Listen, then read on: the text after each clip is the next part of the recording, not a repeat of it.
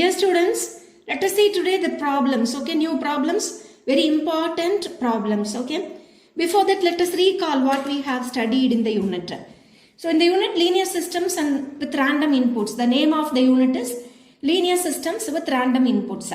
So you know what is a system, right? A system is a functional relationship, right, between the input and the output.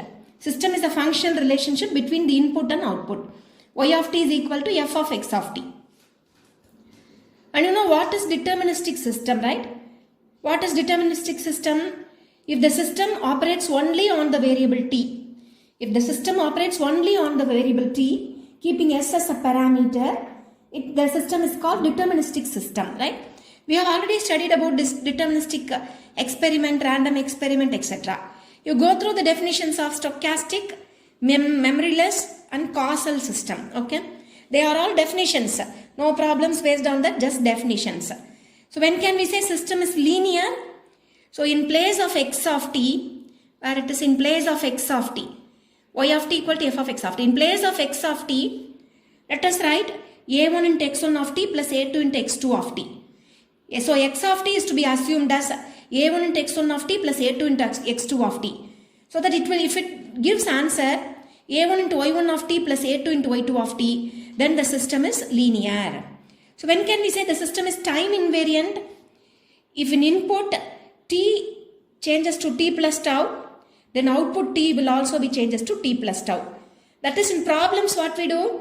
We assume input x of t alone, right? If alone shifted by h time units, so t becomes t plus h. And we have to show y of t and y of t plus h are same. If y of t is equal to y of t plus tau, then we say it is time invariant. Whether it is t or t plus tau, answer is same. Hence we say it is time invariant. This is definition. That's what we do in problems, right? And you know, next comes it is input-output relationship. What's the relationship between input and output? Y of t is equal to convolution of h of t and x of t. Convolution. So which is very in Fourier transform, right? I have given you detailed definition in after few pages. I told you on the day in the very first video. H of t and convolution x of t, which is integral minus infinite to plus infinite. First t should be replaced by u, second t should be replaced by t minus u. And you should know both. If it is given how to write this, if it is given how to write this, you should know both. Okay. So this is a relationship between input and output. Y of t is equal to integral. What is transfer function? H of omega is called transfer function. H of omega is given by Fourier transform of h of t, where h of t is impulse response function. H of t is impulse response function. What is impulse response? Listen here. The output y of t. So we will give some input and we will get output. To get output determined by, output is fully determined by impulse response h of t. Okay. So Fourier transform of h of t is h of omega. This is called transfer function. And I told about this diagram, right? If you give input and you will get output, and this is LTI system, linear time invariant system, and to get output is determined with this h of t. Output is determined with this h of t. In case if your input is unit impulse signal or unit impulse function, then your output will be unit impulse response. So we will prove after some pages y of t is equal to h of t. When y of t will be equal to h of t? When x of t is delta of t. Okay. That we will see in the next after few pages. See, next we proved properties, right?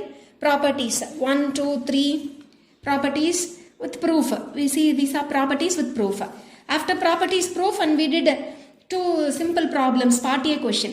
Prove it is linear, prove it is time invariant, etc. Now we should see it is part B question. Okay, part B question. To see, before part B question, you should know about this remark, which is in the third page. Note, which is in the third page. If you know this, you can do any problem. In the third page I have given. If you know this, you can do any problem. So listen here. Input x of t is WSS. If input is WSS, then definitely we can find autocorrelation. If input is WSS, we can find Rxx of tau or Rxx of T1, T2.